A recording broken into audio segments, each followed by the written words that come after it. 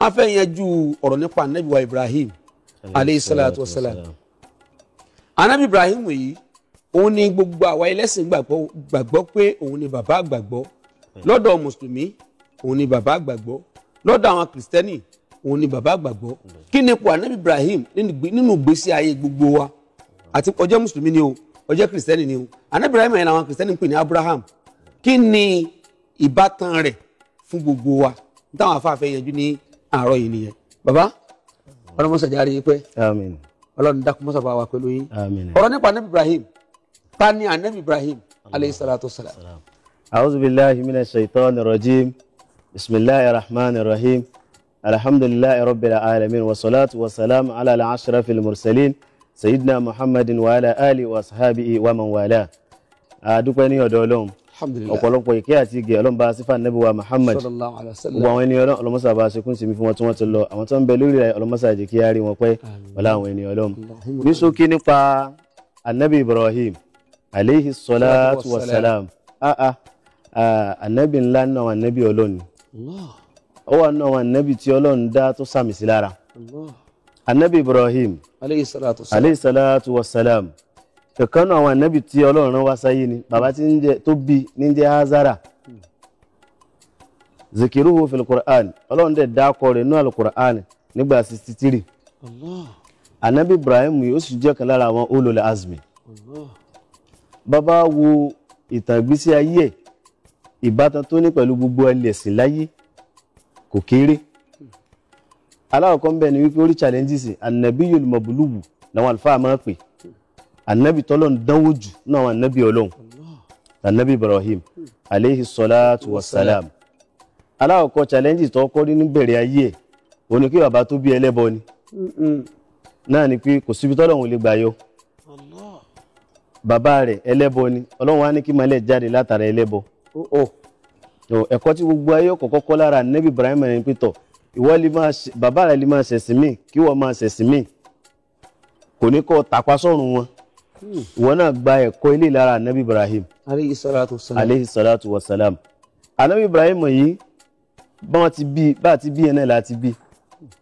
Ìtàn sì fi hàn rẹ̀ pé ó lò 195 years láyé nínú ìtàn. Àmọ́ 195 years tó lò ó lò lórí tọ́lọ́ ni.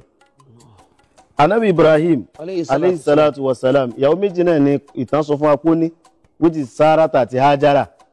Àmọ́ kó tó dà bẹ́ẹ̀ Ọlọ́run ní kí oríṣiríṣi nǹkan àdánwò àmìwò ìmúru ọkàn Ọlọ́run ní kó gbára Anabi Ibrahim kọjá púpọ̀ jù.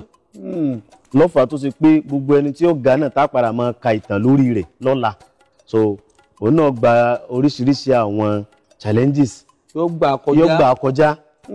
Àbí ìyàrá náà fi sọ́dọ̀ àlùkò pé wọ́n ìdíbìtà láì Ibrahima. Rabbuhu bi kalimatin. Olúwa ní Anabi Ibrahim taari tá à ń sọ̀rọ̀ rẹ̀ ibtalahu. Olúwa ní adánwò láàárọ̀ adánwò lọ́sàn kódà tó dánwò lóru. Àmọ́ gbà tá a dánwò à ń bá Ọlọ́run lára rẹ̀. Olúwa ní fatammahunna faqala inni ja'ilun nasi imaman. Anabi Ibrahim ńgbà tó wá kọjá ogun tó alákọjá yẹn lónìí náà mo wá sọ dá ṣáájú. Ìwọ náà ti wá di role model táyé ọmọ wò pé ibú ti ṣẹlẹ̀ sí Anabi Ibrahim kárí. So oríṣiríṣi ni. Bàbá wo nínú Suratul Mumtahina Olúwa sọ pé ní qad kanat fi Ibrahim uswatun hasanatun. Ẹ lọ wo Anabi Ibrahim ẹ lọ ka ìtàn rẹ̀ bẹ́ẹ̀ bá bá láyé ìtàn rẹ̀ sì wà láyé èèyàn ní kú ìtàn ikú. Ẹ padà sínú bó ọ̀rọ̀ tí mo wá ń sọ yìí náà bàbá wo nínú Bible àbáwọn tí wọ́n mọ ìtàn tó ṣe pé wọ́n ṣe mùsùlùmí wọ́n ṣe Christian tó kún kà jẹ́ bí àwọn orientalist. So àwọn náà ìtàn wọn fi rinlẹ̀ lẹ́nìkan ti lu ayé rí tí ń jẹ́ Abraham. Tí wọ́n sì ròyìn pé tọ́ Ọlọ́run dán wò jù àdánwò Ọlọ́run gbé bí bá ti ń kó nù kan lọ́nà tó máa gbé mi wọ̀.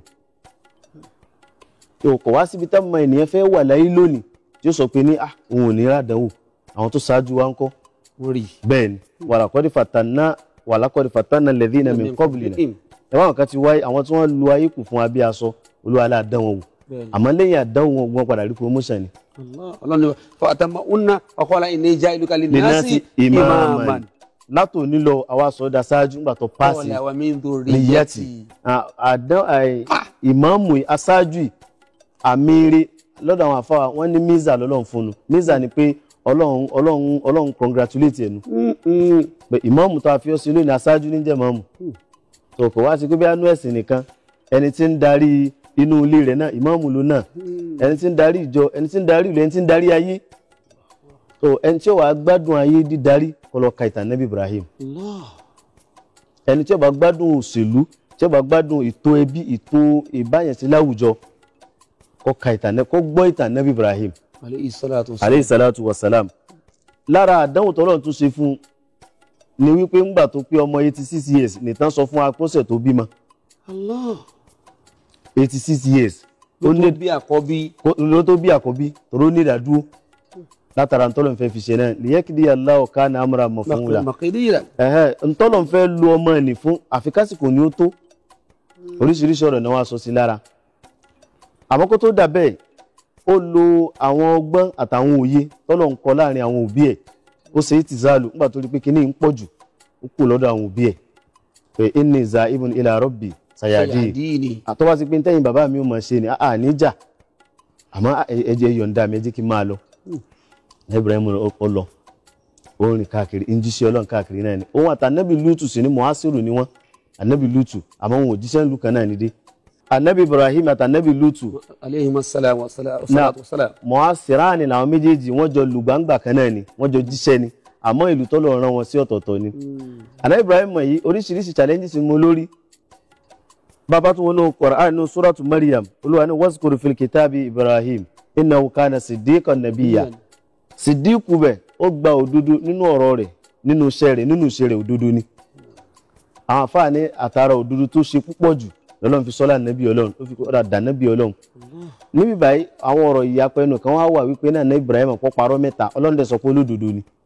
Wọ́n ní kí ni aláwọ̀kọ́ ni àwọn tó ṣe lè àwọn tó ṣe kí wọ́n gbà fún rìsáàlà rẹ̀ ni o tí wọ́n sì ń takò ẹ̀sìn.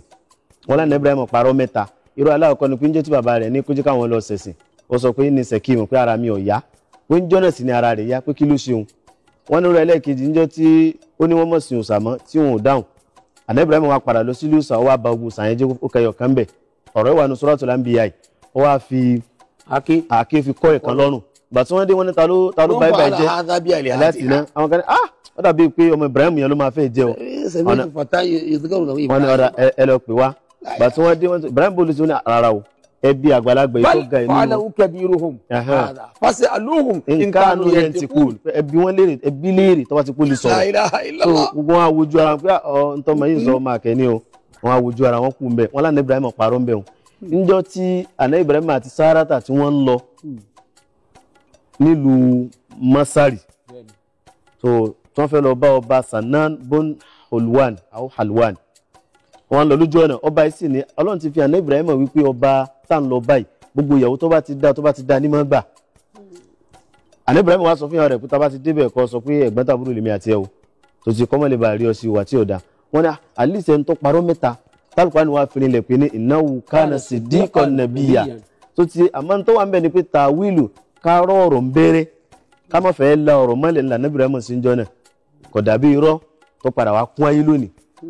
Ọ̀rọ̀ mẹ́tẹ̀ẹ̀ta iná ní ìsìn ara challenge tánà Ibrahim rí ni. Bàbá tún wá lọ sínú Suratul Anbiya ìbákan náà níjọ́ tí wọ́n jù sínú náà lórí ọ̀rọ̀ ọba òsàjẹ́ pé ta ló destroy Lusa.